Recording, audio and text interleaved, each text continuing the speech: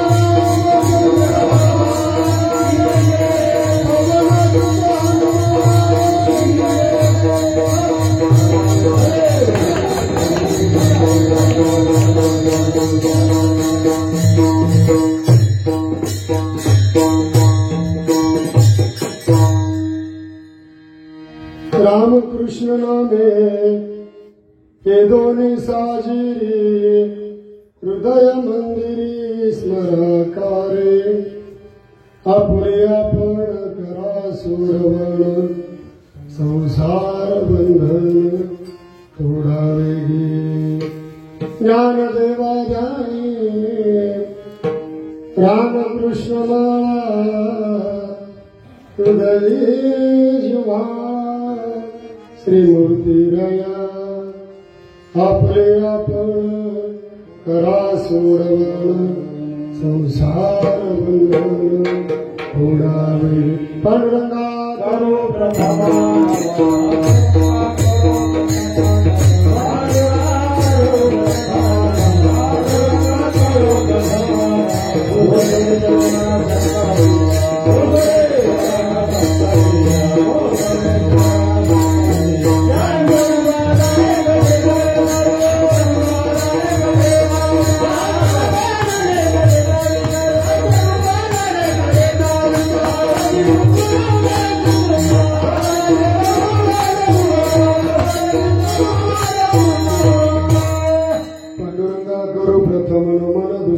चरण संतांचिया ज्यांच्या कृपादाने कथेचा विस्तार बाबाजी सद्गुरु दास तुका महायुग पीठे तटे भीमरथ्या वरं पुंडरीकाय दातुं मुनीन्द्रे समागत्य तिष्ठं तमानन्दकन्दं परब्रह्मलिङ्गं भजे पाण्डुरङ्गं अलङ्कापुरे रम्यसिंहासनस्थं पदाम्बुजतेजस्फुरद्विप्रदेशम् विरीन्द्रादिदेवैः सदा स्तूयमानं समाधिस्थमूर्तिं भजे ज्ञानदेवं नमो सद्गुरो तुकया ज्ञानदीपा नमो सद्गुरो सच्चिदानन्दरूपा नमो सद्गुरो भक्तकल्याणमूर्ति नमो सद्गुरु भास्करा पूर्णकीर्ती सेवेला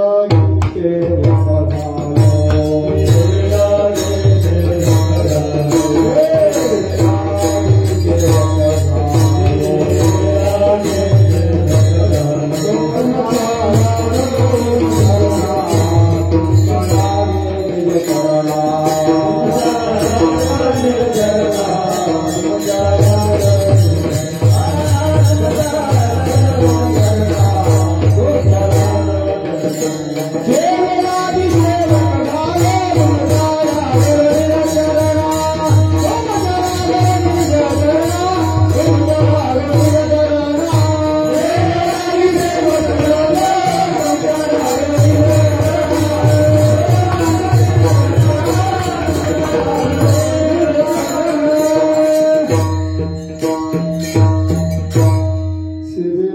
सेवक झालो तुमच्या लागलो निज चरण अहो स्वाया देवा यावरी न करावा अभेरो रामकृष्ण नामे हे दोन्ही साजिरी हृदय मंदिरी स्मराकारी आपले आपण करा सोडवण संसार बंधन थोडा वेगळे प्रस्तुत अर्थप्रसंगी कीर्तन सगळं करता उच्चारलेला अभंग महान भगवत भक्त संत सम्राट विश्ववंद्य महाराष्ट्र भूषण महाविष्णूचा अवतार असलेले अलंकापूर निवासी मौली महाविष्णू ज्ञानोबा राय यांचा 3 चरणाचा भगवंताची जी अनंत कोटी नामं आहेत पैकी प्रामुख्याने 2 नामांचा महत्व सांगणारा अभंग आजच्या सेवेकरता उच्चारलेला आहे. विठ्ठला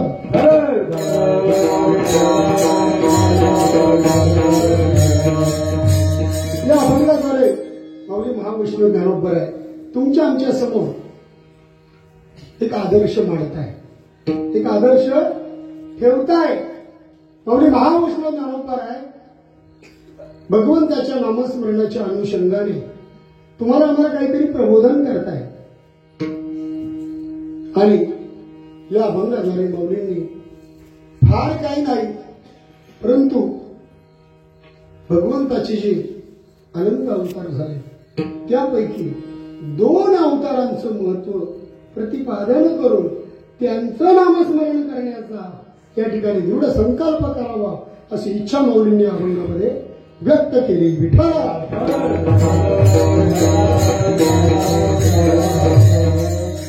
माऊली म्हणतात रामकृष्ण नामे हे दोन्ही साजिरी. माऊलींना विचारावं असं वाटतं, माऊली जर हे 2 नामे साजिरी असतील, साजिरी नाम देखणे असतील, चांगले असतील तर बाकीची नामं वाईट आहेत का माऊली? का कुरूप आहेत? साजिरी नाहीत ती आहेत. सर्व नामं साजिरी आहेत. कोणत्याही नामाने भगवंताला जर आपण जवळ केलं किंवा बोलावलं तर तो येतो आणि तो आपल्याला राखतो. परंतु प्रामुख्याने माऊलींनी या 2 नामांचा या ठिकाणी उल्लेख केला. सेवेला सुरुवात करण्यापूर्वी अल्पसा परिहार द्यायचा किंबहुना तो देवभक्त्याचं कर्तव्य नात्याने गेल्या 21 वर्षांपासून अविरत आणि अखंडपणे सुरू असलेला हा भव्य आणि दिव्य अखंड हरिनाम सप्ताह तथा ग्रंथराज ज्ञानेश्वरी पारायण सोहळा श्री क्षेत्र हनुमान मंदिर प्रांगण कळवडे या ठिकाणी ज्यांच्या कुशल अशा मार्गदर्शनाने हा सप्ताह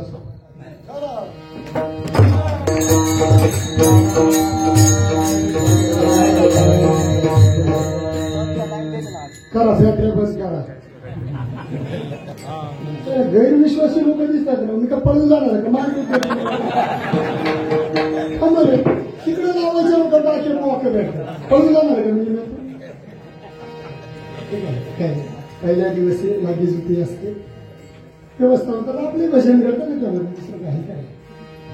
तरी म्हणून अत्यंत कुशल अशा मार्गदर्शनाने ज्यांच्या उपस्थितीमध्ये हा सप्ताह सुरू होत आहे परिसरातले सुंदर असे गोड गुरुजन असतील, गायक असतील, वादक असतील, सर्वांच्या उपस्थितीमध्ये वैकुंठवासी हरिभक्तपरायण कारभारी महाराज सोनवणे परसूल यांच्या कृपाशीर्वादाने आणि परमपूजनीय महंत स्वामी जयदेवपुरीजी महाराज यांच्या मार्गदर्शनाने तुकाराम महाराज निकम परसूल यांच्या शुभप्रेरणेने हा अखंड हरिनाम सप्ताह भव्य दिव्य स्वरूपामध्ये संपन्न होत आहे.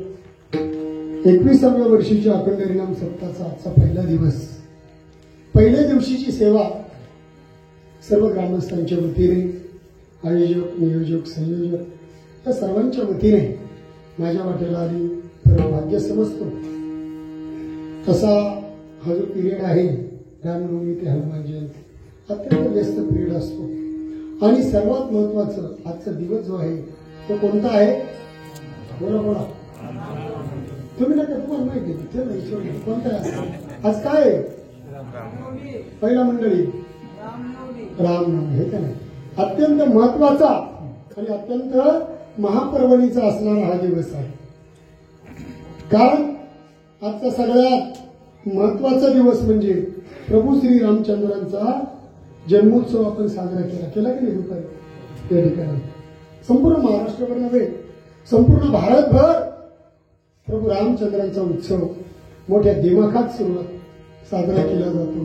आणि या वर्षी तर आणखी भव्य आणि दिव्य स्वरूपामध्ये काय, कारण अनेक वर्षांचं जे स्वप्न होतं ते ह्या वर्षी आपलं काय झालं, पूर्ण झालं. कोणत्या महिन्यात झालं? हा, फेब्रुवारी पूर्ण झालं आपलं. प्रभू श्री रामचंद्रांचं मंदिराचं कामही झालं आणि प्रभू रामलल्लांची मूर्ती देखील त्या ठिकाणी स्थानापन्न झाली. आपण भाग्यवान आहोत, कारण यापूर्वी जे गेले त्यांना ती मूर्ती बघायला मिळाली नाही. अविस्मरणीय अशी प्रभू रामचंद्रांची मूर्ती, नाही का नाही? काय कोणी जाणे कोणाला सुचलं असेल, मूर्ती ज्यांनी बनवायचं ठरवलं त्यांना काय सुचलं असेल. कारण जितके रामायण आहे, रामायण किती प्रकारचे आहे? शतकोटी, हे का नाही? चरितम रघुनाथस्य शतकोटी प्रविस्तरम, 100 कोटी रामायण सांगितले जातात. पैकी संपूर्ण रामायणांचा जर आपण धांडोळा घेतला, संपूर्ण रामायणांचा जर अभ्यास केला, तर आज अयोध्येमध्ये जी प्रभू रामलल्लांची मूर्ती आहे ना, तिचं वर्णन असं फारसं दिसत नाही.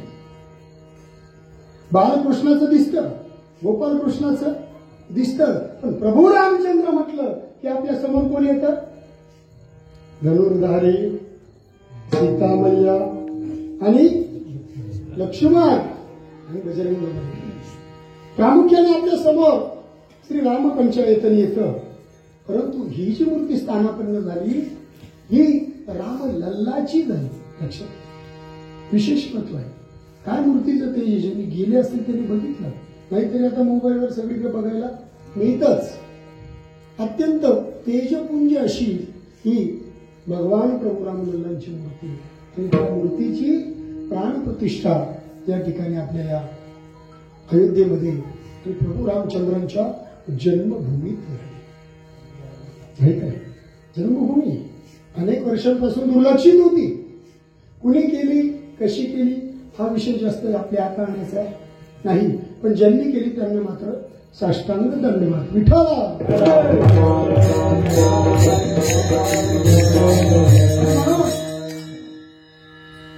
आपल्या वारकरी संप्रदायामध्ये जे 29 महत्वाची उपवास मानली जातात. किती? बोला किती? 29. त्यापैकी आजचा दिवस 29 उपवास कोणते? 12 महिन्याचे किती एकादशी? 12 है ना, बरोबर ना? किती महिला मंडळी? 12 महिन्याच्या 24 धरी का तुम्ही? महिन्याची धरायला जीवावर जात आहे का? पण वारकरी जे आहे ते करतात. व्रत करा, एकादशी, मग ती शुद्ध करा किंवा ते करा असं नाही. 15व्या दिवशी एक एकादशी, 12 महिन्याच्या 24 एकादशी आणि 5 विशेष उपवास सांगितले. पर्व, विशेष, भागवत धर्मी, 5 प्रकारचे पर्व भागवत धर्मामध्ये विशेष सांगितले. त्यामध्ये नृसिंह जयंती, रामनवमी, वामन जयंती, हे का नाही, हे 3 झाले. त्याच्यानंतर जन्माष्टमी आणि उत्तमोत्तम शिवरात्री, हे 5 सांगितले.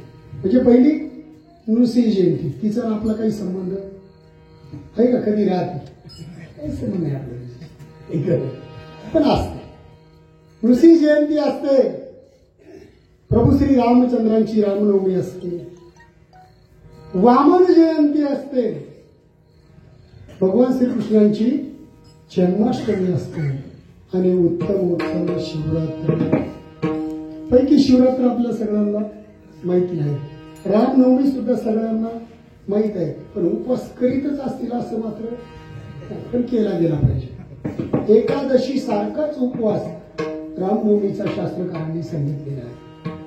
हो, जे एकादशीला जे व्रत आहे आज मध्यरात्रीपासून तर उद्या सकाळपर्यंत त्याच पद्धतीनं हे 5 उपवास करायचे असतात. पण काही ठिकाणी दुपारपर्यंत पाळला जातो, काही ठिकाणी संध्याकाळपर्यंत पाळला जातो आणि काही ठिकाणी पाळलाही जातो. हे की त्यांना दंडवत विठ्ठल. असा पवित्र आहे रामनवमीचा दिवस आणि या रामनवमीच्या विशेष पर्व दिनाची याची पहिल्या दिवसाची सेवा पवडी महावैष्णव ज्ञानोबारायांच्या अभंगाने आपण या सप्ताहाची एक छोटीशी पाया भरण्याचा प्रयत्न करू. सप्ताहाचा पहिला दिवस म्हणजे हा काय असतो? काय असतो आहे का नाही? किती मोठा बंगला बांधायचा असला तर सगळ्यात पहिला स्लॅब टाकावा लागतो.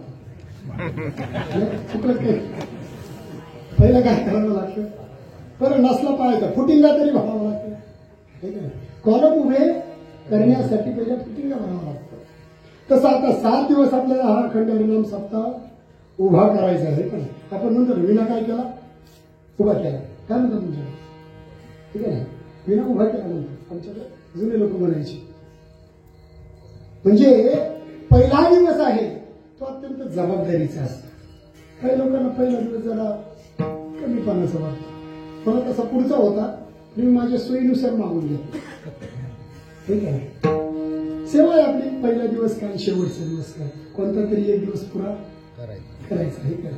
पहिल्या दिवशीची सेवा ही पायावरवीची सेवा असते. वारकरी संप्रदायाच्या दंडकाप्रमाणे पहिल्या दिवशीच्या कीर्तनाचा अभंग नामपर प्रकरणातील असावं. त्याचप्रमाणे भगवंताच्या स्वरूपाचं वर्णन करणारं असावं, भगवंताच्या लीलांचं गुणांचं वर्णन करणारं असावं किंवा तत्सम भगवत कृपेचं वर्णन करणारा असावा. आणि आज निवडलेला अभंग ज्यांनी वारकरी संप्रदायाचा पाया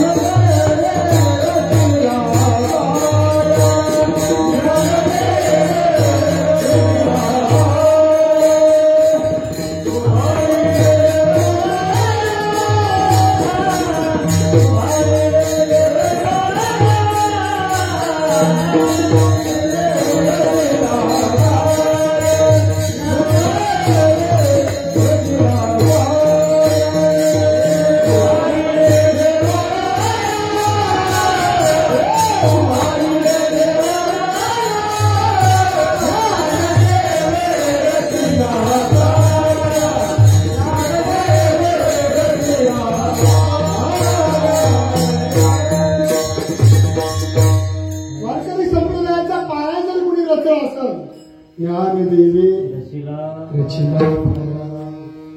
माऊली महावैष्णव ज्ञानोबारायांनी त्या वारकरी संप्रदायाचा पाया रचला. आणि पाया कधीच डोळ्यांनी दिसतो का? आणि जो दिसतो तो पाया तो काय असतो? कळस असतो. कळस डोळ्यांनी दिसतो, पण पाया मात्र डोळ्यांनी दिसत नाही. पण पायाच्याच बळावर कळस उभा असतो. आणि म्हणून तुमचे वडील वैकुंठवासी गुरुवारी नामदेव बाबा तांबे सांगायचे, पहिल्या दिवशीचं कीर्तन हे अत्यंत साध्या पद्धतीचं कीर्तन असतं. हे का नाही? तुमच्या जेवणाच्या पंक्ती होतात ना, आज होती ना पंगत सकाळ संध्याकाळ. काय नाही, जेवणाची पंगत बसली का सगळ्यात पहिले काय वाढतात? तिकडे काय वाढतात? पहिलं काय वाढतात? पत्रावळी. भात नंतर हे काय पहिलं काय वाढतात? पत्रावळी वाढतात. मग पहिल्या दिवशीचं आपलं सत्याचं काम हे पहिल्या दिवशीचं कीर्तन म्हणजे पत्रवळीचं कीर्तन. आज मी तुमच्या पुढे काय मांडणार? पत्रवळी. आता उद्या कुणीतरी येईल त्याच्यावर काय ठेवील? भात ठेवील. परवा कुणीतरी येईल त्याच्यावर काय ठेवील?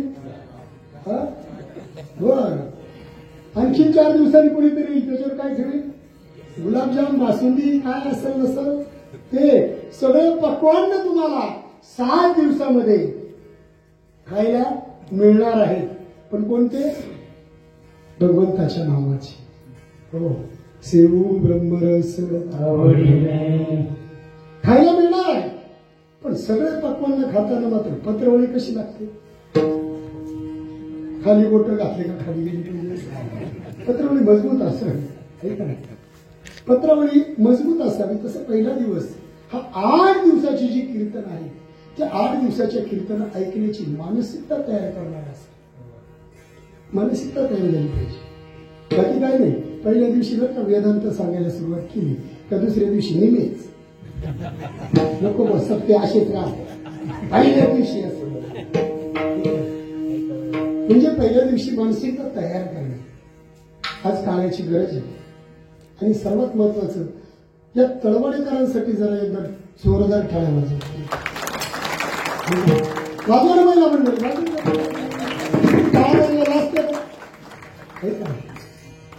कशासाठी टाळ्या वाजवायला सांगितली? ही तरुण मंडळी सगळी या ठिकाणी सत्ताचं नियोजन करतात. जरा जोरात टाळ्या वाजवायला नाही काही करता आलं ना आपल्याला, महाराज कमीत कमी जे करता येईल ना त्याला अनुमोदन तरी द्यावं. आहे काय? चांगलं काम करतात. एरवी गावगावचे तरुण आम्ही लांब तिकडे जातो ना, इकडचे चांगले आहे. पण आम्ही लांब तिकडे जातो ना, तिकडचे तरुण भरकटलेले असतात. कीर्तनाला गेल्याच्या नंतर सगळे टाळकरी एक तर रिटायरमेंट वाले नाही तर अशी एवढे आमच्यासाठी. मग आम्हाला आधीच लोक सांगते बाबा याच्यानंतर 20 पोरं घेऊन या, आम्ही घेतो गाडी घरी चल. म्हणजे एकतर ती परिस्थिती नाही तर ही परिस्थिती. पण या ठिकाणी ज्येष्ठ आणि कनिष्ठ यांचा समन्वय दिसतो. कारण एका माईकवर ज्येष्ठ गायक, मला नाव माहिती आहे बाबांचं, एकनाथ बाबा पवार, टाळी वाजवा बाबांचं. बरोबर तत्सम समोरच्या माईकवर दुसरे महाराज गायनाचं काय नाव बरोबर गायन टाळी वाजवा त्यांच्यासाठी. दुसऱ्या एकडनं तरुण काय महाराजांचं बाबासाहेब टाळी वाजवा त्यांच्यासाठी. हे सर्व समन्वयाने वागतात. नाहीतर तसं जर बघितलं एखादं ज्येष्ठ जर गायक असले आहे का नाही, ज्येष्ठ जर गायक असले तर त्यांच्यापुढे शक्यतो पोरं स्वर जमत नाही आहे का नाही. आणि अशा पोरांनी काही ज्येष्ठ समोर वाजव तर ते जुळलंच असंही नाही का. सुंदर अशी गोड मृदुंगावर साथ हरिभक्त परायण मृदुंगाच्या ज्ञानेश्वर महाराज टाळी वाजवा त्यांच्यासाठी. गोड आहे, चांगल्या प्रकारचं वादन करतात. याही वयामध्ये सुंदर स्वरांचं ज्ञान असणारे पीटी मास्तर हरिभक्त परायण त्यांच्यासाठी टाळी वाजवते. सुंदर अशी गोड साऊंड सिस्टीम त्यांच्यासाठी एकदम. कारण साऊंड सिस्टीम शिवाय तुमच्यापर्यंत आवाजच पोहोचला नाही. तसे आमच्या आवाज जाम झाले. आता सीजन आहे आमचा चालूच आहे. आता सकाळ संध्याकाळ दुपार चालूच असतं. आणि म्हणून सुंदर अशी गोड साऊंड व्यवस्था. ही सगळी तरुण मंडळी एका वेशामध्ये वारकरी पोशाखामध्ये बघितलं का समाधान वाटतं आल्याचं. एक आम्ही येतो 100-125 किलोमीटरवरून अंतर बरंच आहे.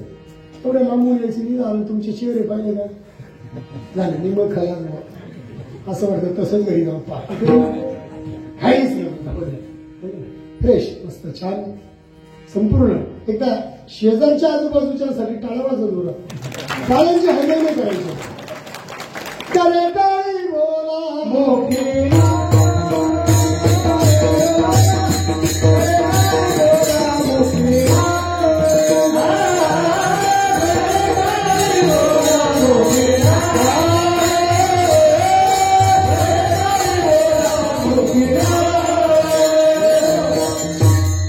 हाताने टाळी आणि मुखाने भजन. याचंच नाव काय? कीर्तन. कीर्तन म्हणजे तेच. करे टाळी बोला मुखी सगळ्यांची नावं घेतली. सोपदार लोक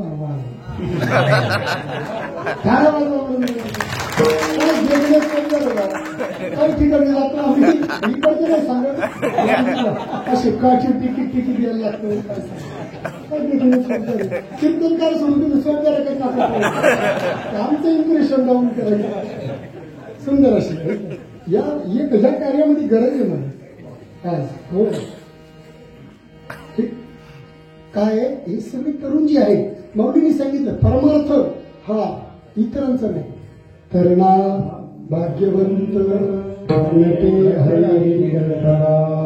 तरणा भाग्यवंत जो या हरिकीर्तनामध्ये नाचतो नटतो आहे का नाही. इतर ठिकाणी नटे आहे का नटायचं काम असतं, पण इथं जर तुम्हाला जर म्हटलं का जरा चौकदार आपल्याला नाही जमणार वर करून नाही जमत महाराज. इथं नाही.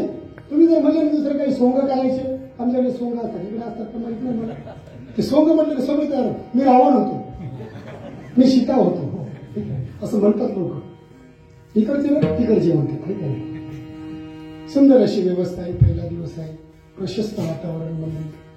आणि पहिल्या दिवशी माऊली महाविष्णू ज्ञानोबा यांचा अभंग तुमच्या समोर चिंतनासाठी मांडलेला. माऊली सांगता तुम्ही जन्माला आले ना, तुम्हाला नाही काही करता आलं, नाही काही करता आलं तर 4 पुरुषार्थ तुम्ही करा. किती लक्षपूर्वक आहे. फार जड कीर्तन करणार नाही, सर्व सामान्य लोक आहे. 4 पुरुषार्थ तुम्ही जन्माला आल्याच्या नंतर मिळवा, कमवा. हो, तुम्ही जन्माला आले ना, मग जन्माला आल्यानंतर कमीत कमी तुम्हाला जे मनुष्याचं शरीर मिळालं किंवा मनुष्य म्हणून ज्या नरदेहाच्या रूपाने तुम्ही वावरत आहात, तो शरीर जिंकण्याचा प्रयत्न करा. काय करा? शरीर जिंकण्याचा प्रयत्न करा. शरीर आपल्या ताब्यात नाही. एरवी हात पाय नाक कान डोळे कशासाठी दिले? दिले हात पाय कान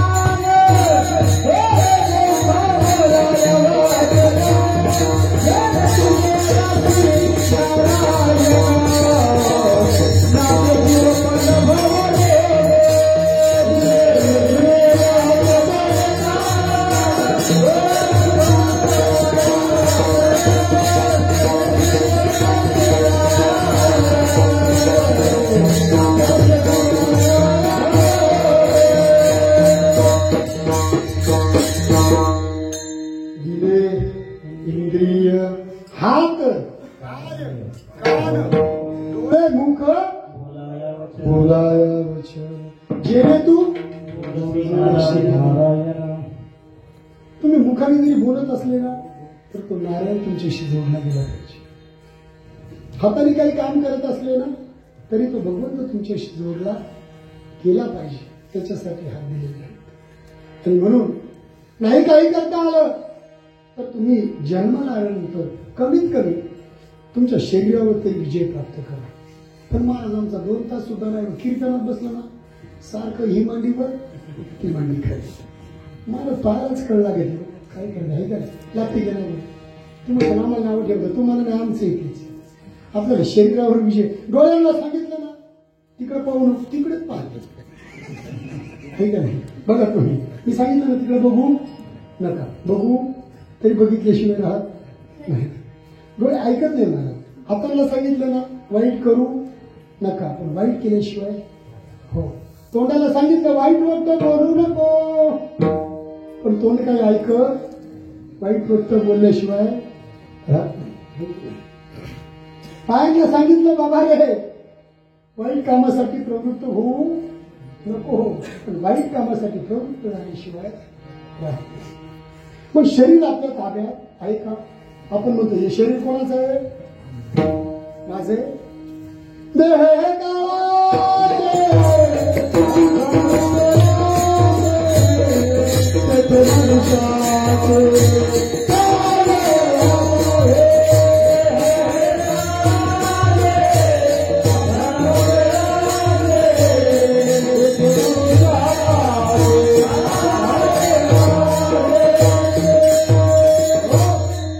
सांगितलं. आपण म्हणतो हे शरीर माझं आहे, पण ते आपलं नाही.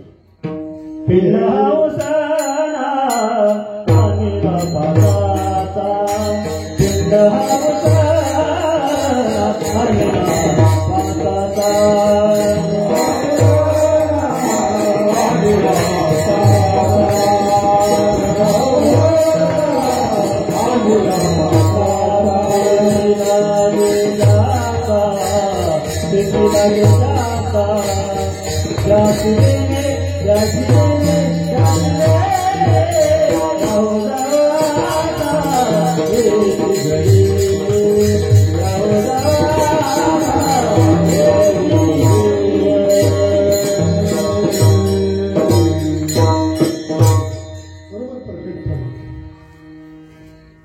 इंद्रिय जे आहे, ही इंद्रिय जे आहे त्याच्यावर आपला कंट्रोल नाही. हे शरीरावर आपलं, आपण म्हणतो फक्त माझं, पण हे आपलं नाही. शरीर आपलं म्हणतो, देह हा वाचाचा आपलं नाहीच होतं, आपल्या मुळात नाहीच तो. जे काही धन आहे ते आपण आपलं म्हणतो, पण आपलं आहे का? आहे का? नाही आहे. देऊ टाका मला, देत नाही, मला सुटत नाही. तुम्ही काय, मी पण नाही सुटत नाही. आपलं आपलं म्हणतो, पण ते आपलं नसतं. म्हणून त्याच्या पाठीशी आपल्याला दुःख भोगावं लागतं. शरीरावर विजय प्राप्त करा याचा अर्थ काय करा? तुम्ही शरीर जिंका. काय खातो आम्ही कासया सांगा. आम्ही कशाबरोबर काय खातो आम्हाला माहित नाही. हो, आम्हाला माहित नाही काय कशाबरोबर खातो. शरीराने आम्हाला कळत नाही. शरीरावर विजय आम्हाला प्राप्त करता येणार अवघड आहे. चला नका शरीरावर विजय प्राप्त करू. तुम्ही जगावर विजय प्राप्त करा. काय करा? जगावर विजय प्राप्त करा. नाही शरीर जिंकताय, नका जिंकू. पण हे जग आहे ना, त्या जगावर तुम्ही विजय प्राप्त करा. त्या जगावर सत्ता गाजवा. सत्ता गाजवा म्हणजे सरपंच व्हा, आमदार व्हा, खासदार व्हा असं मी म्हणत नाही. त्यांची तरी सत्ता चालते का? 10-5 विरोधात ती नाही सत्ता. हो, बघा तुम्ही आज आपल्या घरामध्ये खापर पंजोबाचा फोटो नसेल, टिपर पंजोबाचा फोटो नसेल, पंजोबाचा देखील फोटो नसेल, आजोबाचा देखील फोटो नसेल, काही काहींच्या घरात बापाचा देखील फोटो नसेल. इकडचं नाही, तिकडचं सांगतो, बापाचा सुद्धा फोटो नसेल. पण महाराष्ट्रामध्ये एक तरी हिंदूंचा असं घर दाखवा ज्या ठिकाणी माझ्या छत्रपती शिवाजी महाराजांचा फोटो नाही, ज्या ठिकाणी माझ्या माऊली महावैष्णव ज्ञानोबरायांचा फोटो नाही, माझ्या तुकोबरायांचा फोटो नाही, माझ्या संतांचा फोटो नाही. काय केलं महाराज त्यांनी?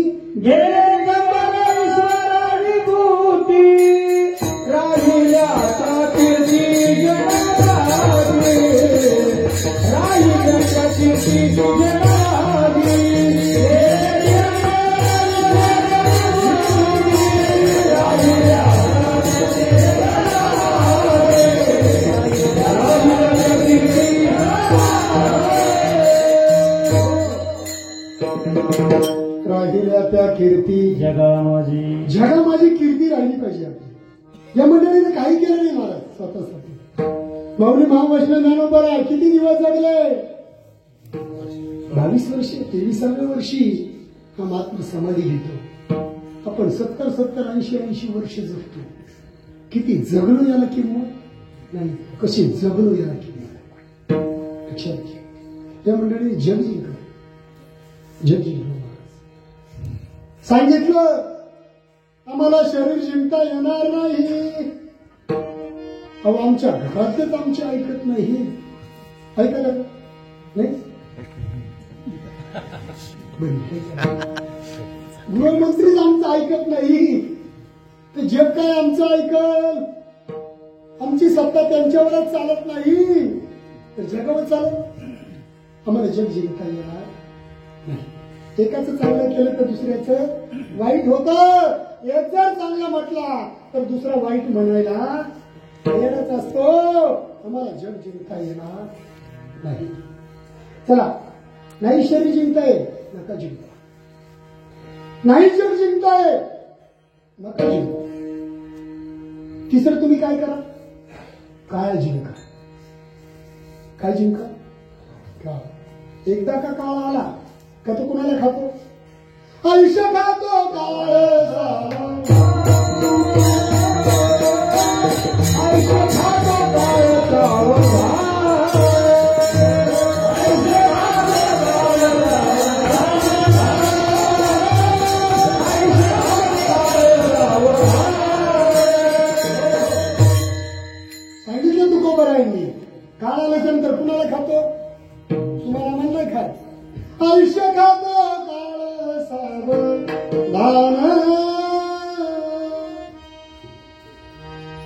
काळाला का तो आयुष्याला खातो मार.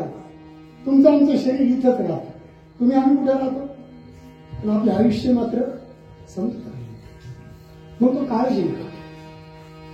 तुम्ही म्हणाल काळ आम्हाला नाही जिंकता येणार पण साधू संतांनी जिंकला महाराज. हो, जाऊ नये तळ्या गावा नामधारकाच्या हो जगा काळ काय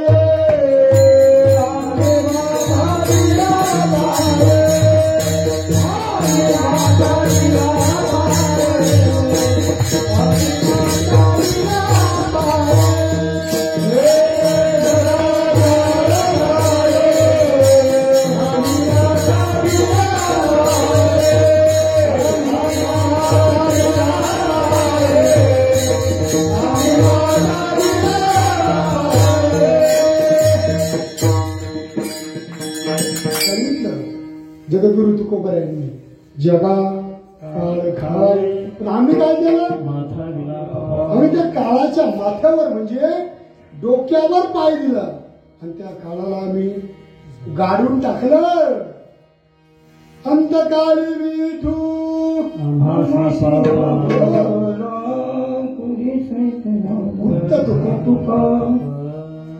काळाला जवळ येऊ नाही दिलं. संतांनी काळ जिंकला. माझ्या माऊली महावैष्णव ज्ञानोबा यांनी काळ जिंकला. वयाच्या 16व्या वर्षी माझ्या माऊलींना घेण्यासाठी काळ आला. वयाच्या 16व्या वर्षी माऊलींना घेण्यासाठी काळ आला. पण आलेल्या काळाला माझ्या निवृत्तीनाथ दादांनी 2 बोट दाखवले. काळाला 2 बोट दाखवले. काळाला वाटलं निवृत्तीनाथ दादा माऊलींसाठी 2 वर्षाचं आयुष्य वाढून बघताय. काळ पुन्हा माघारी गेला. काळ पुन्हा माघारी गेला. वयाच्या 18व्या वर्षी पुन्हा काळ माऊलींना घेण्यासाठी परत आला. आलेल्या काळाला माझ्या सोपान काकांनी 2 बोट दाखवले. काळाला वाटलं कळलं नाही. काळाला वाटलं आता सोपान काका माझ्या माऊलींसाठी 2 वर्षाचं आयुष्य वाढून काय काळ पुन्हा माघारी गेला. हो, पुन्हा 20व्या वर्षी काळ माऊलींना घेण्यासाठी आला. आलेल्या काळाला पुन्हा माझ्या मुक्ताईनं 2 बोट दाखवले. पण काळाला 2 बोटांचा अर्थ कळला नाही. काळाला वाटलं माऊलींसाठी मुक्ताई 2 वर्षाचं आयुष्य वाढून निघते. पुन्हा काळ माघारी गेला. पुन्हा 22व्या वर्षी काळ परत घेण्यासाठी आला. तरीही काळाला कळलं नाही 2 बोटांचा अर्थ काय. 2 बोटांचा अर्थ काळाला वाटलं 2 वर्ष असेल पण त्या 2 बोटांचा अर्थ 2 वर्ष नव्हता. एका बोटाचा अर्थ होता जोपर्यंत चंद्र आहे आणि जोपर्यंत सूर्य आहे तोपर्यंत माझ्या माऊलींना तुला नेता येणार नाही. समाधी संजीवन माझ्या माऊलींनी काळाला हात केला. काळाला थांबवलं आणि स्वतः जातो ज्ञानेश्वर बसायला जातो मी समाधी. काळा तू येऊ नको माझ्याकडे. महाराज काळ जिंकला. माझ्या नाथ बाबांनी 1दा 2दा नव्हे 3 वेळेस काळ जिंकला. प्रसंग सांगू देईल आता. संतांनी काळ जिंकला. संतांनी काळ जिंकला. हो, नाथ बाबांच्या जीवनातला प्रसंग आहे. एका षष्टीला नाथ बाबांनी देव ठेवला. म्हटलं काळ घेण्यासाठी आला. एका षष्टीला नाथ बाबांनी आपला देव ठेवला. सर्वत्र बातमी पसरली नाथ बाबा गेले, नाथ बाबा गेले. एकनाथ महाराज गेले आणि मग आजूबाजूची सर्व भजनी मंडळ आली, वारकरी आली आणि त्या ठिकाणी नाथ बाबांची अंत्ययात्रा निघाली. राम बोलो भाई राम बोलो असं म्हणत म्हणत भजन करत करत अंत्ययात्रा निघाली. पण अंत्ययात्रा निघाली तर प्रेत कुणाच्या खांद्यावर असतं. इकडं कुणाच्या खांद्यावर असतं. तुमच्याकडे काय पद्धती भाऊबंदकीच्या. आता गाडी आली पण 5 पावलं तो ना खांद्यावर करतात. आमच्या लांब असली तर गाडी पण येते. पण कुणाच्या खांद्यावर जातात भाऊबंदकीची. आता ही भाऊबंदकी शेवटच्या काळाला तरी माणसाला लागते नाही, हे की नाही. तर कोरोनाच्या काळामध्ये भाऊबंदकी नाही, घरातली नाही, सरकारी हे पैसे आणि ही फी, ही पावती जाऊ दे. पावती बघितली, पैसे भरले, इकडे अंत्यसंस्कार करून चप्प्या केला बघ काही काही पैसे भरले. ठीक आहे, सांगण्याचं तात्पर्य भाऊबंदकीच्या खांद्यावर नाथबाबा निघाले होते आणि ते भाऊबंद पुढे 2 असतात आणि माग आहे ना 4 असतात ना. खांदेकरी किती असतात? 4 असतात. सगळीकडे 4च असतात. 5वा काही खांदेकरी 4, पुढे 2 मागे 2. आता ते मागची 2 जे होते ना ते जरा विलंदर होते. भाऊबंदकी बरीचशी विलंदर राहतात, पण ती तिकडे इकडे नाही, लांबचं सगळं ते विलंदर होते, हे का नाही. ते विलंदर होते आणि ते बोलत चालले होते, काय नाथ बाबा आहे बुवा, आयुष्यभर दान धर्म केला, याला पुरणपोळ्या खाऊ घाल, याला सोन्याच्या ताट्या जेवू घाल, याला वाट त्याला वाट, सगळ्यांना वाटलं, पण आपल्याला काय घरी बोलून त्याला भाऊबंदकीतल्यांना जेवण कधी खाऊ घातलं, लोकांना खाऊ घातलं पुरणपोळ्या, पण भाऊबंदकीला काय बोलवलं नाही. पण शेवट त्याला आपल्याच खांद्यावर जावं लागतं. कोण बोलत होते? मागचे 2 जण. आणि एकीदा असलेल्या नाथबाबांनी ऐकलं, ताडकन उठून बसले तिरडीवर, ओ पंत खाली ठेवा. उठून बसले नाथबाबा, तिरडी खाली ठेवली, उभे राहिले. तुमच्या खांद्यावर जायचं, तुमच्या खांद्यावर जायचं, आणि त्या जर तुम्हाला मोठेपणा वाटत असेल, माझा कमीपणा असेल, तर मला जायचं, तुम्ही चालू घरी. हो, नाथबाबा गेले घरी निघून. कधीतरी चरित्र वाचा. नाथबाबा निघून गेले, पुन्हा दुसरी षष्टी आली पुढच्या वर्षीची. आता नाथबाबांना घेण्यासाठी काळ आला. पण पैठण तीर्थक्षेत्राच्या बाहेरच थांबला. गोदावरी ओलांडण्याची काळाला परवानगी नव्हती. जे पैठणच्या वारीला जातात, आपल्या तिचे आहेत का वारी, पैठणच्या वारीला जे जातात ना त्यांना माहित आहे ना, सागरापासून पुढे गेलं तर तिथून पुढे काही भीती नसते. काळ तिकडे येत नाही. काळ आला पुन्हा दुसऱ्या षष्टीला, पुन्हा नाथबाबांनी विठाला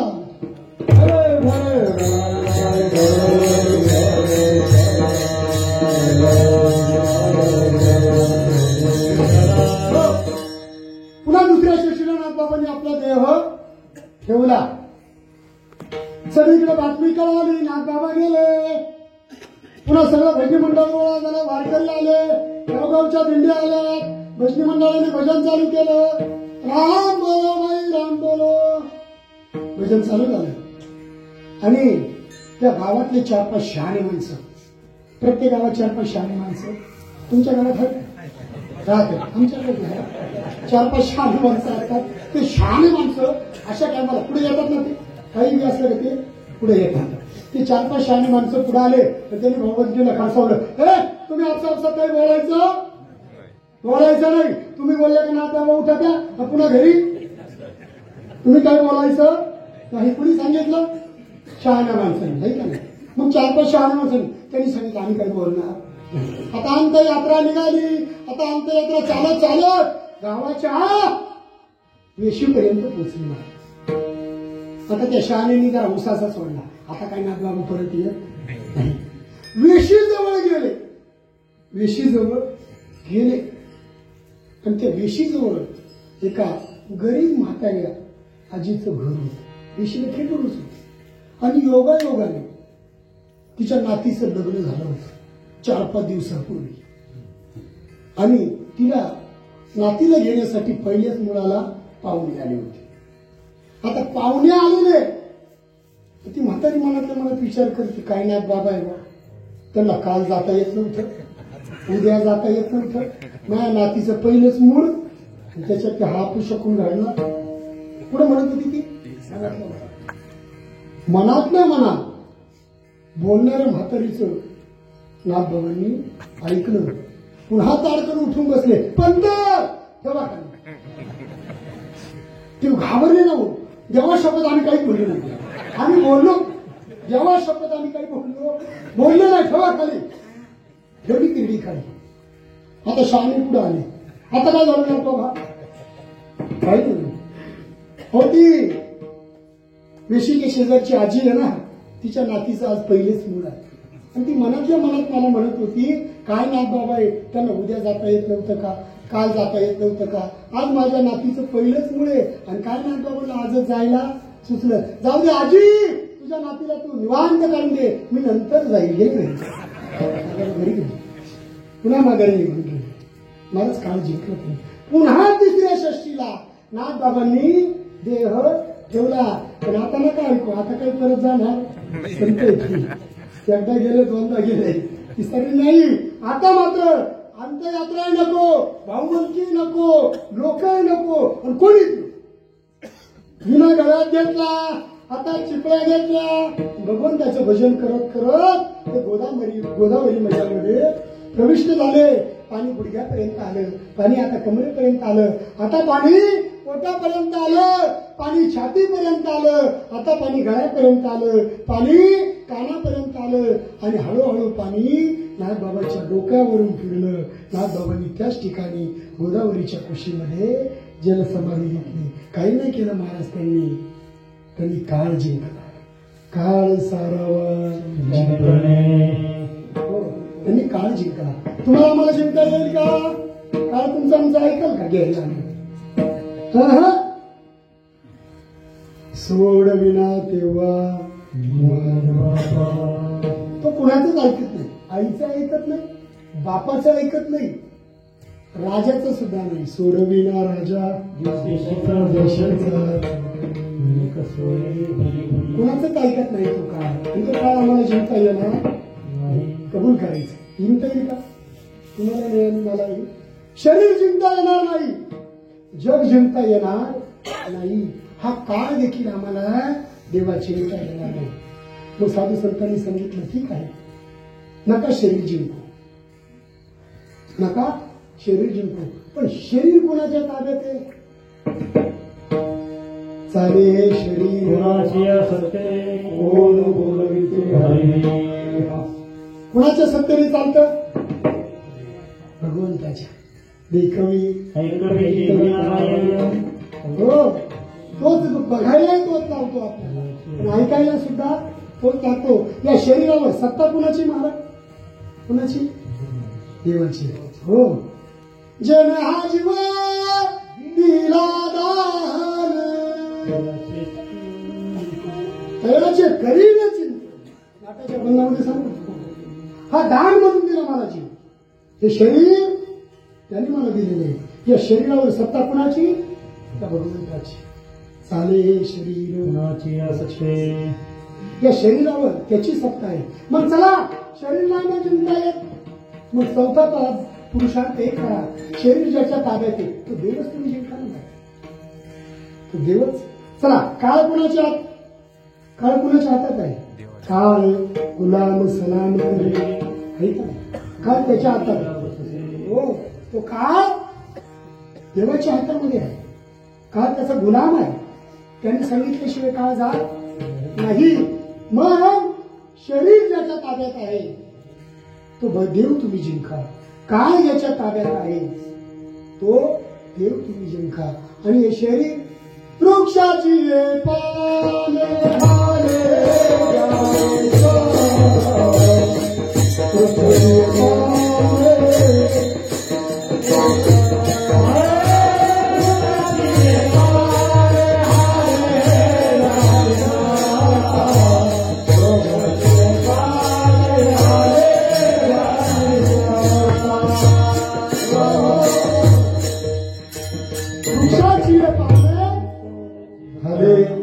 ज्याची सत्ता राहील या अंतामध्ये.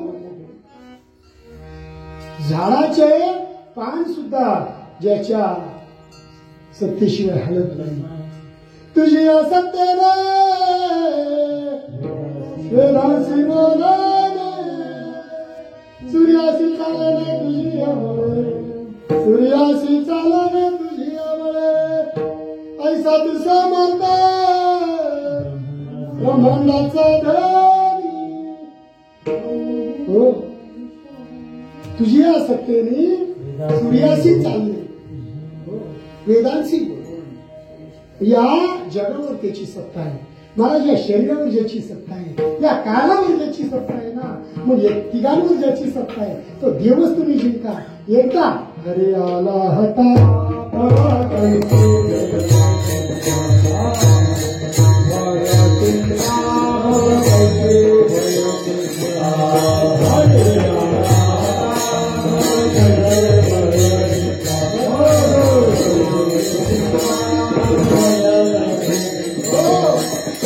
एकदा का तो हरी या तिघांचा मालक आपल्या जवळ आला ना, आपल्या हाताला जर तो आला ना, मग कैसी भयचिंता मग भय नाही.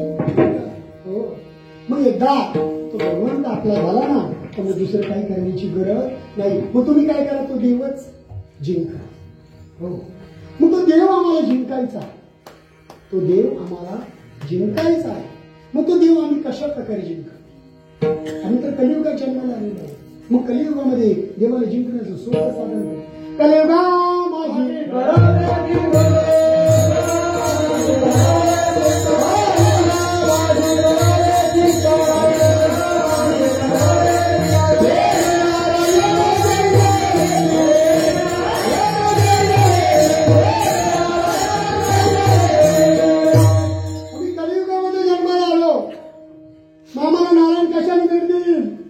कलियुगा माझे कीर्तन करावे. जेथे तुझ कीर्तनाचा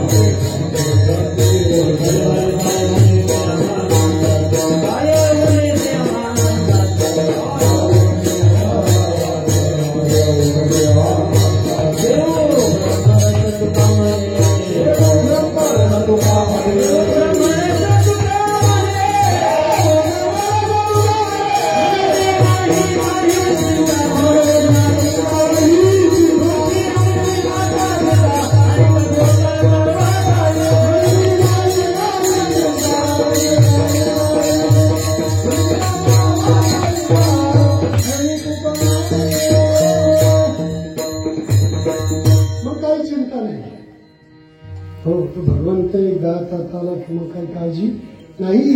मग ठीक आहे, आम्ही कलियुगामध्ये भगवंताचं नाम घेऊ.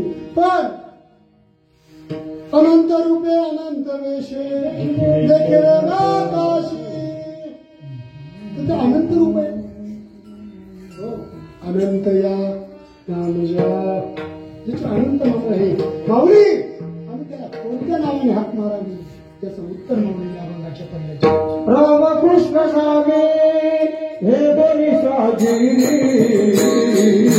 रामकृष्ण स्वामी हे दोन्ही स्वाजी.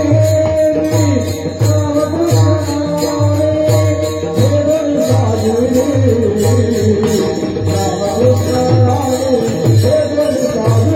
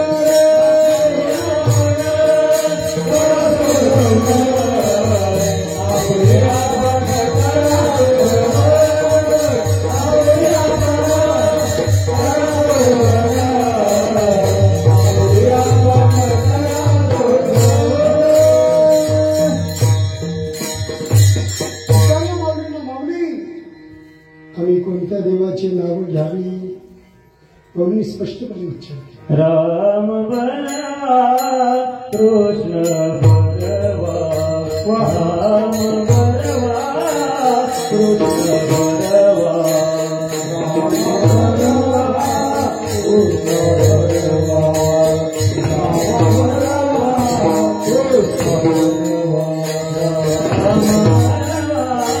कृष्ण केशवही बरवा माधवही बरवा पण आधी कोण बरवा? राम बरवा कृष्ण बलवा हे नंतर बरवा पण पहिले हे बरवा. पहिले राम आणि कृष्ण का बरवा? हे दोघच का? तसे तर अवतार किती आहे? भगवंताचे एकूण अवतार किती? श्रीमद भागवत कथा असं सांगते, श्रीमद भागवत ग्रंथकार असं सांगतात भगवंताचे 24 अवतार आहेत. किती? लक्षात ठेवा. पहिल्या दिवशीचे कीर्तन आहे. कमीत कमी अवतार भगवंताचे किती? 24. किती किती? बोला ना महिला मंडळी, माझा आवाज येतो तुम्हाला?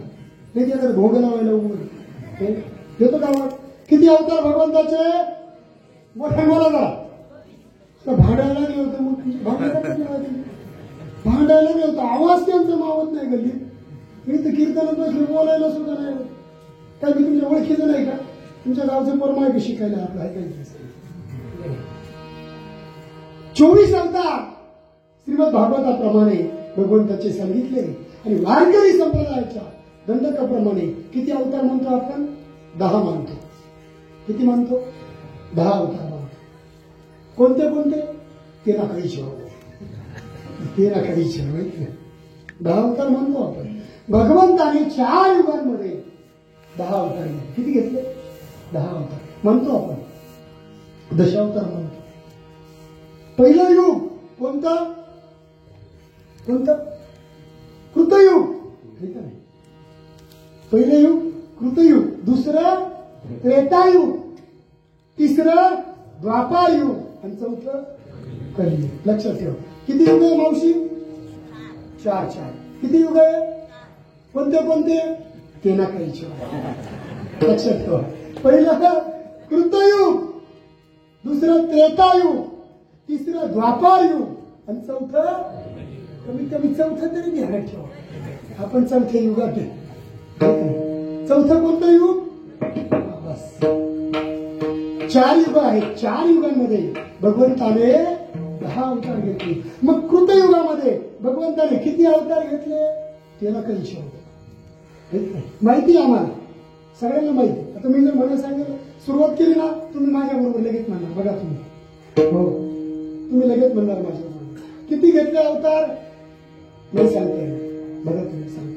माझ्या सुनचारते नरहरी पर्यंत झाले कृती. कृतयुगामध्ये मत्स्यापासून 4 ते नरहरी 4 अवतार झाले. कृतयुगामध्ये मत्स्य, कूर्म, वराह आणि नरसिंह 4 अवतार. कृतयुगामध्ये 4 अवतार झाले. मग खाली किती राहिले? बोला बोला. 6 राहिले. ठीक आहे. मग चला संपलं कृतयुग. 4 अवतार झाले. सुरुवात झाली कोणत्या युगाची? 2 नंबरचं कोणतं? मावशी आताची सगळं पुढच्या वर्षी कोण घ्यायला? त्रेतायुग. त्रेतायुगाची सुरुवात झाली आणि त्रेतायुगामध्ये भगवंताने किती अवतार घेतले?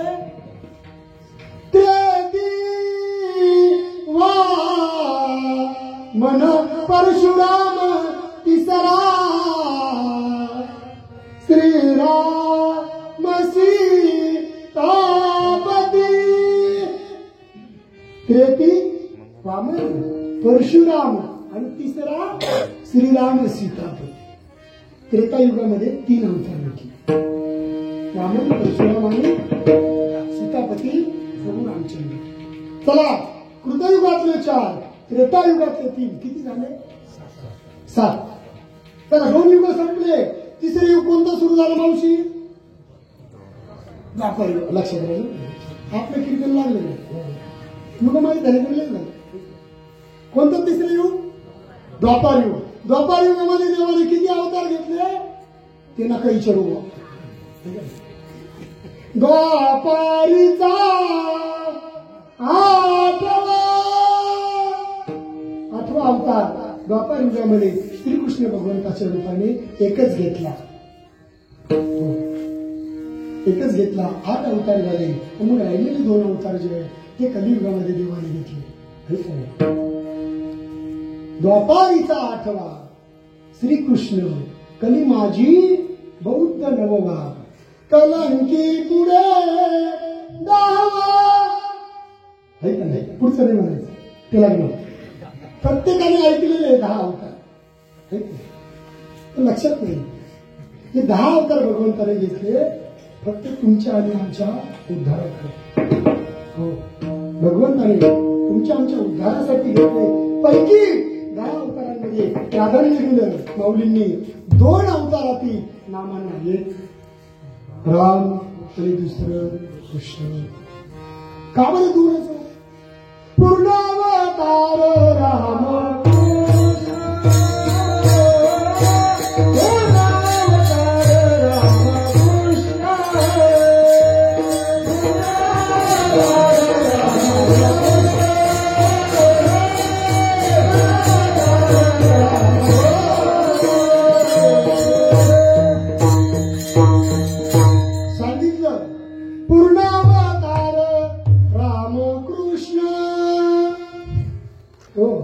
राम आणि कृष्ण हे 2 पूर्ण अवतार. बाकीचे अपूर्ण सांगितले. मत्स्य अवताराला आले पण पूर्ण काम नाही करता आलं. कूर्म अवताराला आले पण पूर्ण काम नाही करता आलं.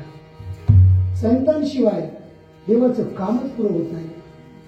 लक्षात, संतांशिवाय देवाचं काम पूर्ण होत नाही. कृतयुगामध्ये देवाने 4 अवतार घेतले सांगितले, पण 4ही अवतारामध्ये देवानं त्याचं काम पूर्ण करता आलं नाही. कृतयुगातला 4था अवतार कोणता सांगितला मी? मत्स्य, कूर्म, वराह आणि नरसिंह. नरसिंह अवतार कोणासाठी झाला? प्रल्हाद. प्रल्हादाकारणे स्तंभी अवतार केला. प्रल्हादासाठी स्तंभातून प्रगट झाला. स्तंभी नारायण प्रगटला. प्रल्हादासाठी. मग कृतयुगामध्ये देवाला पूर्ण काम करता नाही आलं. मग ते करण्यासाठी त्यांनी कोणाला बोलवलं? तुकोबरायांना बोलवलं. जय जय झाले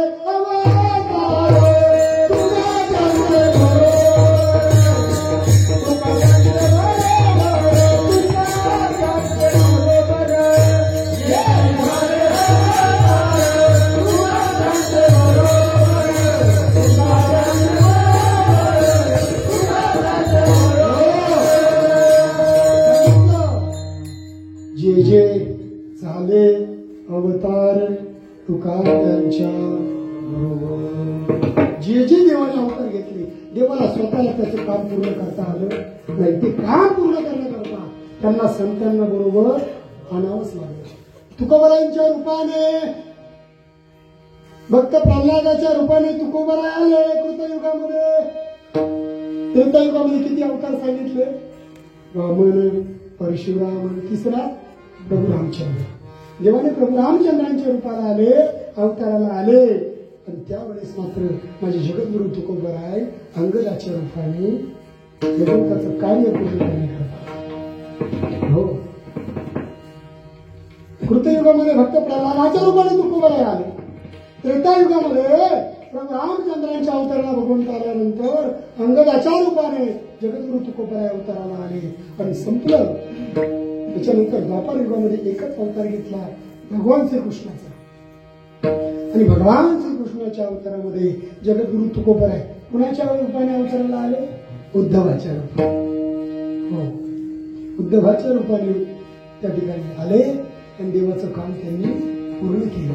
उद्धव गीता सांगितली, भगवंताने केली श्रीमद भगवद्गीता, पण उद्धवाच्या रूपाने तुकोबराय आले आणि त्यांनी उद्धव गीता सांगितले. नाम भगवंताचं त्या ठिकाणी कार्य त्यांनी पूर्ण केलं. संतांशिवाय देवाचं कार्य पूर्ण होत नाही. आणि कलियुगामध्ये मात्र जगद्गुरु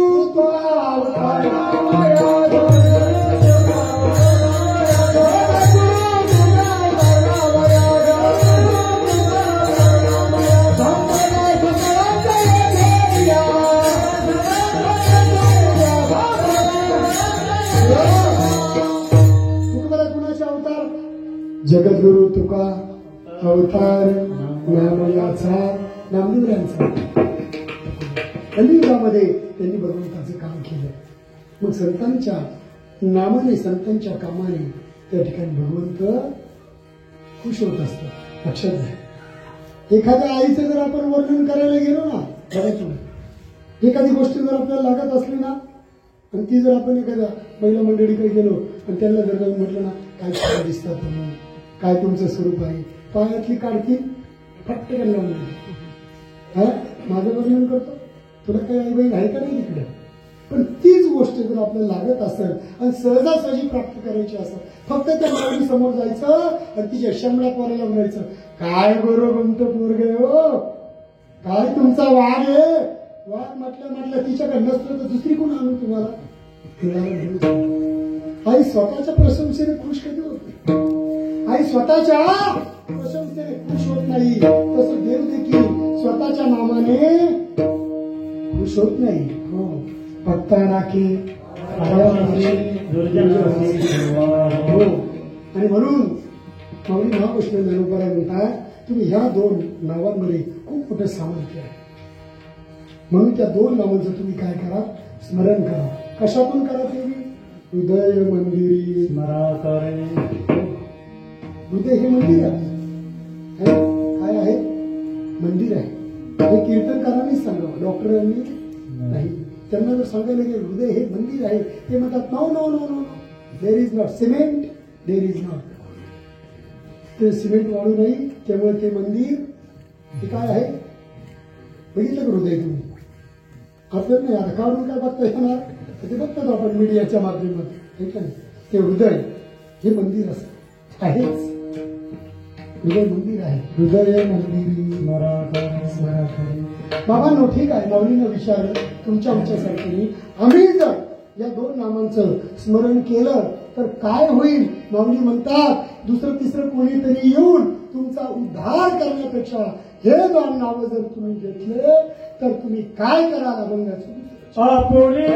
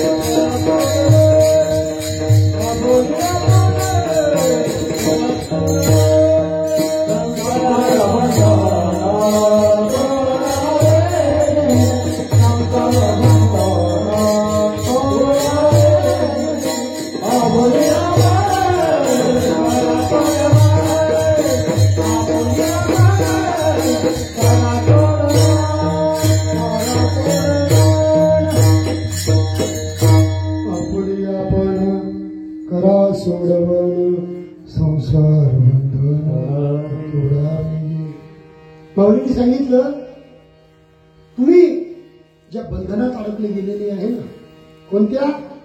संसारात. आपण कशात अडकलो? संसारात. ठीक आहे. 50-60 वर्षापासून आपण संसार करतो आहे का नाही? ही 40 वर्ष तर नक्कीच आहे. ठीक आहे. त्याच्यातून बाहेर निघालो का? 50 झाले. वा आम्ही संसारात अडकलेलं आहे. मला परमार्थ करता आला का? नाही. तर किती दिवसांनी करता येईल? अजून काही सांगता नाही हो. आज उलटी एकच करा आम्ही परपंचच करू. परमार्थाचा विषय खरंय. त्यांचं काम तुमचं काम आमचं काम, सगळ्यांचं एकच. हो, संसार रूपी बंधनामध्ये आम्ही अडकलेलो आहोत. मग तुम्ही असं म्हणशाल बाबा तुम्ही आले आम्हाला म्हणते संसार सोडा, म्हणजे आम्ही कवायचा पुरो सोडायचं का? आणि कोणाच्या भरोशावर सोडू नका, सोडू नका. माझं ते म्हणणं ऐसी जोडी करा राम कंठी करा, ऐसी जोडी करा राम कंठी करा.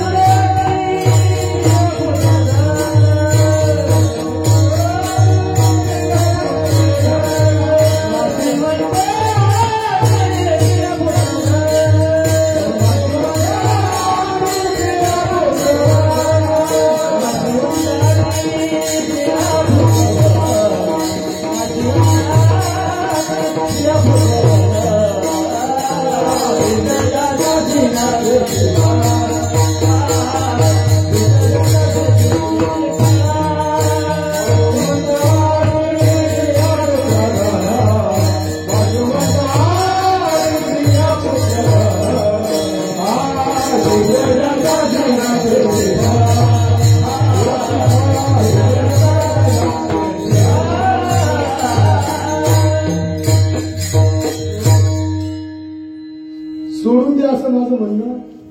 तुम्ही कामाने सोडणार नाही, आम्हाला हेच नाही. पण कामामध्ये काम कांदा मुळा भाजी एवढी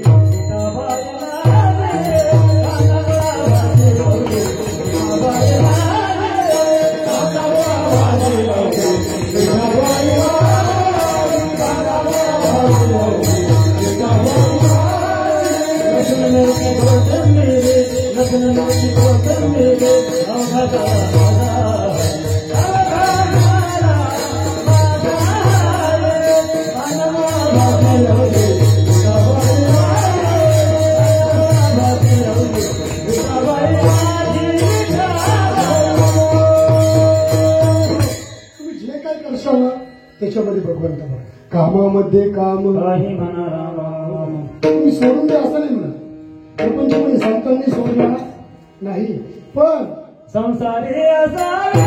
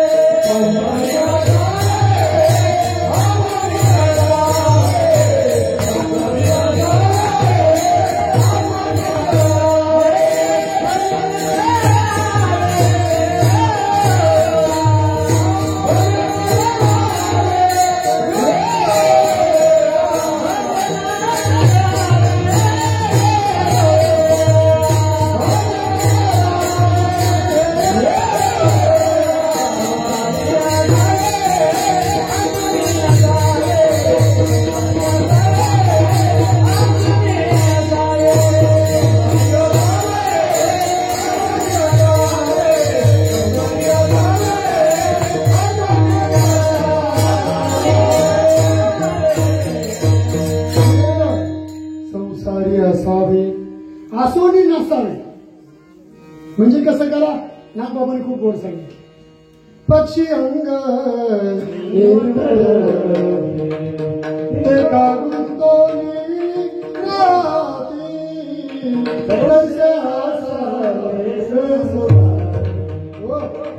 जशी अंगली उतारती एका गुंतवणी राहती दाणे टिपीती उडून जाते तैसे असावे संसार अक्षरप्रमाणे असावे प्रपंच करावा पण तेवढ्या वेळेत होता 9 वाजलेला प्रपंच बंद कीर्तन चालू 2 तास तरी सप्त्याच्या काळातले रोज नाही का नाही वर्षातले 8 दिवस आणि त्यातले रोजचे कमीत कमी बरं का तसं प्राणायामाला बसलं पाहिजे आहे का नाही सकाळी काय जे असेल काकडा तोही केलाच पाहिजे गाथा भजन असेल तर तेही केलंच पाहिजे हरिपाठाला सुद्धा आलंच पाहिजे प्रवचन असेल तर प्रवचनाला सुद्धा आलंच पाहिजे मग घरी कोणा करायचं बरं किती केलं तुमचं पूर्ण झालं आता होतं किती केलं तरी पूर्ण होत नाही प्रपंचामध्ये आपण काय शोधतोय सुख शोधतोय आहे का सर्व सुखाची आशा गेला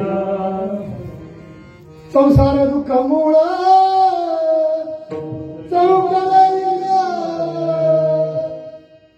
दुःख येतो दुःख बांधवडी आहे हा संसार सुखाचा विचार किती प्रमाण काय काय लोकांना प्रमाण चालत त्यांचं काय ऐकायचं आपल्याला बोलू द्या त्यांना गाव द्या भजन होतंय ना गायला पाहिजे भजनच करायचे कीर्तन आमचंच फक्त तुम्ही ऐका आणि आम्ही म्हणत तेवढंच भजन करू द्या भजन केलं पाहिजे कीर्तन ब्रह्मीभूत काळला होत श्री कीर्तनी किंवा आणखी नाही सांगितलं कीर्तनात काय करायचं नाचू कीर्तनाचे रंगी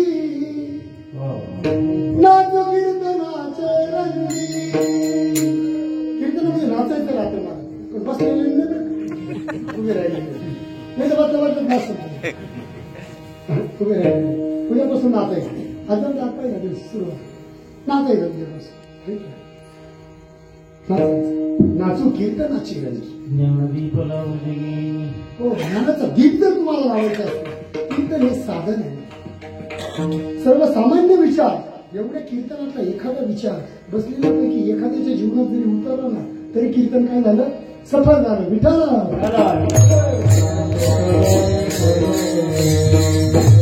20 वर्षांपासून सत्यवती आहे तुमच्या गावातले किती लोक आता आमच्या इथे आहे ना 61 वर्षापासून सत्ता चालू पण आमच्या गावात सुधारणा नाही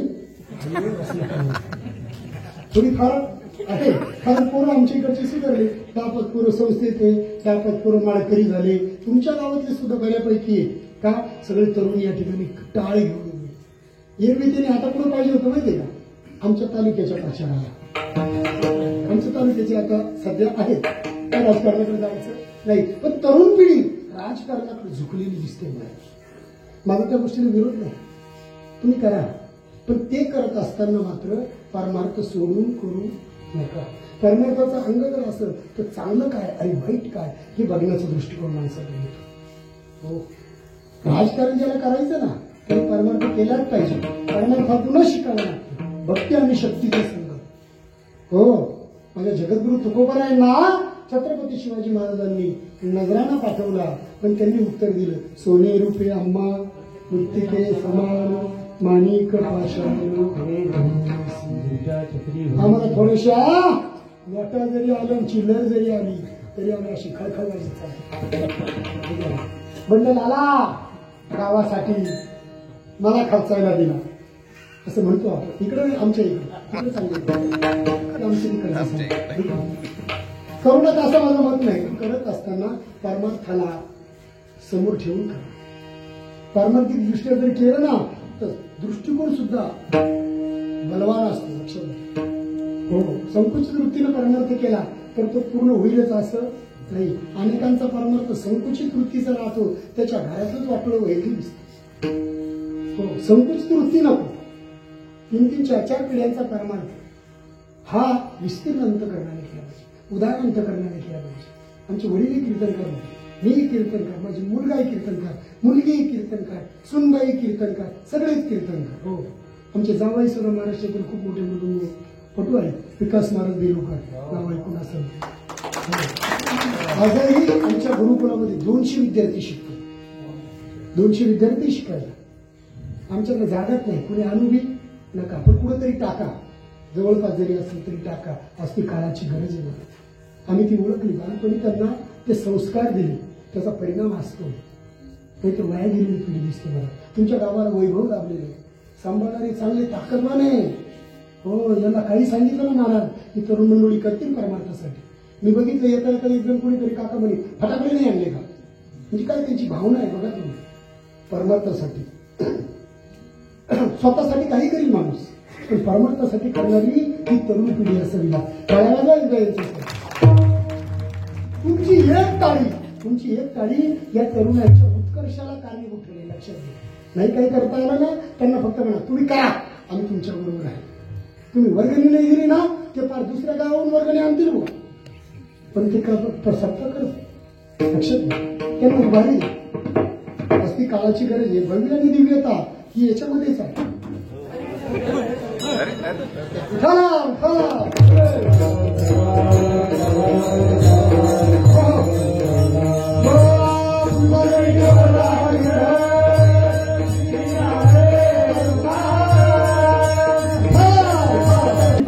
बऱ्यापैकी माझ्या मला मला राम दिसते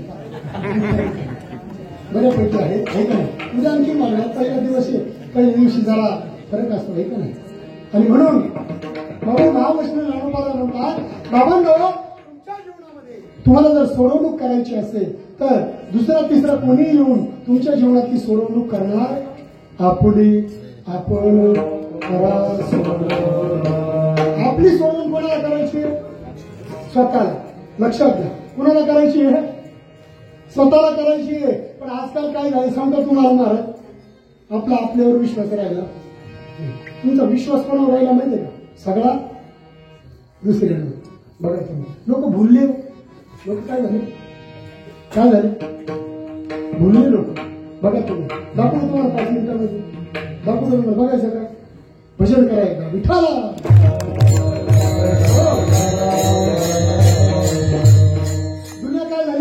भुलली मारा. तुम्ही सुद्धा भुललेले काय झालेले आहे? स्वतःला नाही. मी काहीतरी सांगितलं तर तुम्हाला 100% खरं वाटणार का नाही? दाखवू का तुम्हाला? बाबा पेन बघू जरा. पेन द्या. बघा तुम्ही माझ्या हातात काय बरोबर महिला मंडळी काय हा काय पेन. या पेनामध्ये काय आहे का दुसरं? आता या पेनामधून मी काय करणार तुम्हाला बाहुली काढून दाखवणार. बाहुली नाचणारी बाहुली. लक्षात घ्या. काय करणार? बरोबर काय करणार आहे आता?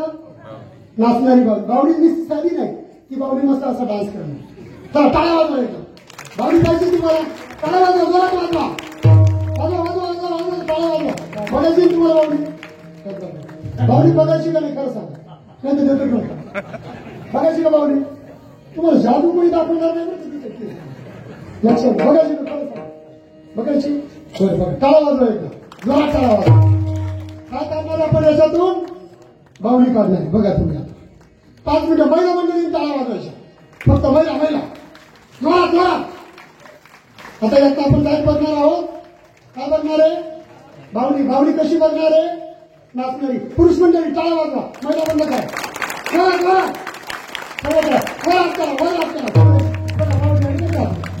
बाहुलीवर राहिली. वरात करा सगळे. वरात करा टाळा वाजवा. पुंडरी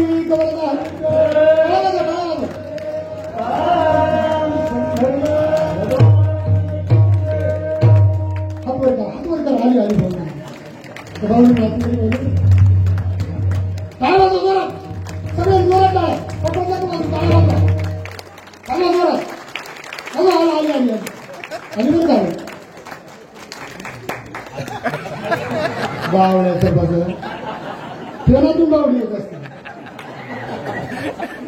पण मी खरं मला सांगा तुम्ही टाळा करण्यासाठी वाजवले पण कीर्तनात व्यवस्थासाठी वाजवले का फाशी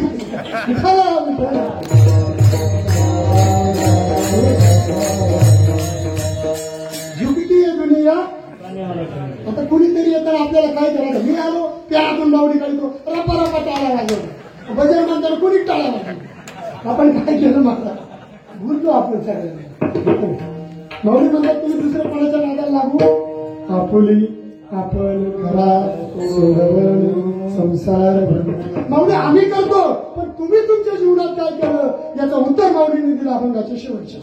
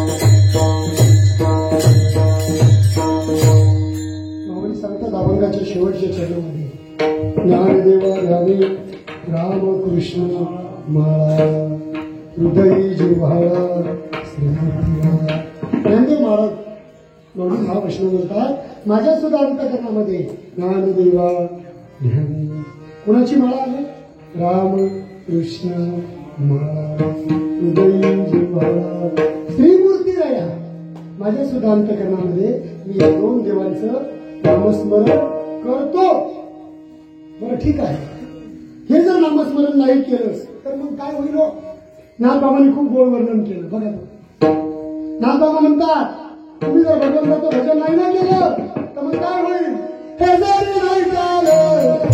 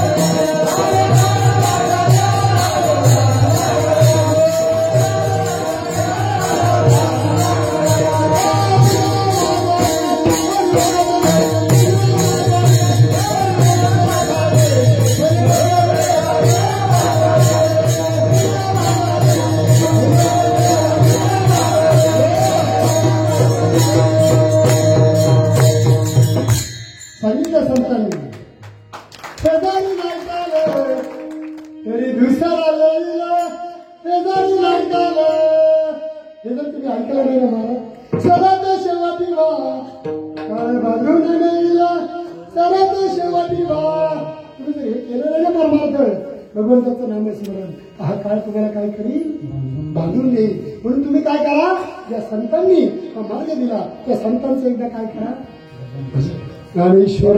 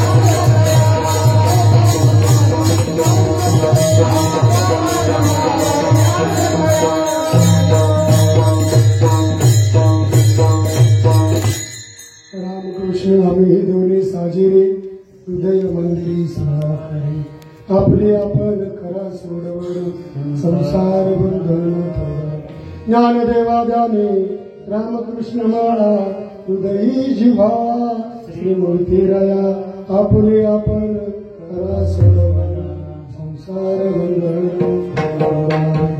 वेगाने हे संसार बंधन तोडा असं माऊली तुम्हाला आम्हाला सांगितलं. या अभंगाचा व्यक्त केलेला भाव असाच असं नाही पण माझ्या बुद्धीला भावलेला त्या ठिकाणी माऊलींचा भाव तुमच्या समोर मांडण्याचा प्रयत्न केला. कीर्तन सतीसाठी जेवढी कोणी उभी आहेत गायनाचार्य असतील मृदुंगाचार्य असतील सर्व टाळकरी असतील विनेकरी असतील चोरदार असतील दोन्ही असतील आज एक उभे दुसरे आहेत होते आहे का नाही तुम्ही होतं 2-2 तास उभं राहिलं तुम्हाला बसवत नाही 2 तास मी पाहतो सारखी बरोबर चालली आहे का नाही उभं राहायचंय 2 तास आपल्याला ठिकाणी आलं.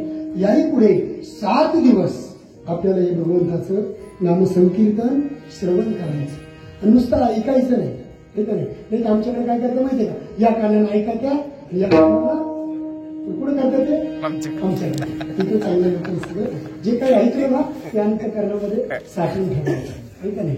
कानातून जे ऐकलं ते अंतःकरणामध्ये साठवून ठेवायचं आणि एवढंच काम माझं किती दिवस करायचं आता इथून पुढे 7 दिवस. आता आजचा दिवस तर गेला काही तासमध्येच गेला आजचा दिवस काय प्रसन्न गेला आहे का नाही. करता आलं तेवढं भजन आपण केलं दुसरं काही नाही. उद्यापासून चांगल्या प्रकारे सर्व कीर्तनांनी परत एकदा सर्व आयोजक नियोजक जे असतील त्या सर्वांचे या ठिकाणी मनापासून आभार मानतो ऋण व्यक्त करतो. सुंदर अशी शूटिंग दादा करताय त्यांच्यासाठी एकदा टाळ्या वाजवा. सोशल मीडिया ही काळाची गरज आहे. ही विचार एखादा विचार चांगला जर पटला तर तो लोकांसमोर जातो. माझ्या तोंडातून निघालेला एखादा वाईट विचार जरी असेल माझ्या अहंकाराला धक्का लावणारा जरी असेल तर तो सुद्धा मला कळलाच पाहिजे कुणीतरी सांगणार पाहिजे. सोशल मीडियाने महाराज आजकाल महाराज लोक सुधारले काय बोलताना लोकांपुढे बोलायचंय बरं ही गावातच नाही हे सगळीकडे जातं ठीक आहे गरज असते कारण दाखवून दे भगवंत कोणत्या ना कोणत्या रूपाने कुणाला तरी बुद्धी देत असतो आणि म्हणून 7 दिवस आपण अखंड हरिनाम सप्ताह असा कीर्ती न वाढवता मोठ्या स्वरूपामध्ये भव्य आणि दिव्य स्वरूपामध्ये साजरा करावा. जमलं जगणं वाचलं तर परत पुढच्या वर्षी भेट द्यायला कोणी नाही कीर्तनाला तरी भेटायला यायला कोणी बंधन करणार का म्हणजे त्यावेळेस कवायला आलो तर दिसलं पाहिजे लोक ठीक नाही काहीतरी बदल आपल्याला अपेक्षित आहे. कीर्तन हे त्यासाठी असतं. कीर्तन कशासाठी असतं तुमच्या गावात बऱ्याच ठिकाणचे लोक असं म्हणतात बाबा तुम्ही कीर्तनाला येता नाही किती घेशाल काय देणार आहे तुम्ही आम्हाला आम्ही ऑलरेडी श्रीमंत आम्ही संतांची लेकर आहे काय कमी केलं त्यांनी आम्हाला आमच्या लायकीपेक्षा आम्हाला जास्त नाही लायकी का नाही ते गाडी करायची आमची कोण ऐकलं घरात ऐकत नाही तुम्ही 2 तासापासून ऐकत नाही अशी बऱ्याच कीर्तनकारांची परिस्थिती. आता आमचा विषय सोडा आमचं आयुष्य त्याच्यासाठी चाललंय. लेकरांची पिढी घडवण्यामध्ये 200-250 पोरं सांभाळणं ओळखेल नाहीत महाराज. वाणिकिनीची लेकरं आहे एकुलती एक आहे. लोकांनी सांगितलं आई बापा येतात बाबा सगळं काय कमवून ठेवू नये फक्त याला सांभाळण्याची बुद्धी आणि संस्कार द्या, बाकी काही नको. अशी काळाची गरज आहे. एवढं जरी तुम्ही केलं ना, ही तरुण पिढी यांच्याबरोबर लहान लहान लेकरं दिसले पाहिजे. 2-5 आहे टाळ्या वाजवा यांच्यासाठी. पोर आहे का सगळ्या, बाकी तुम्हाला पोरं नाही कळणार आहे ना. पाठवण इकडे म्हणते ते घरी झोपून ठेवले किंवा पाहा सुट्ट्या नाटका परीक्षा घे, कीर्तनाला घेऊन या, ऐकू द्या त्यांना. गावात मुली आल्या, टाळ्या वाजल्या त्या मुलींसाठी.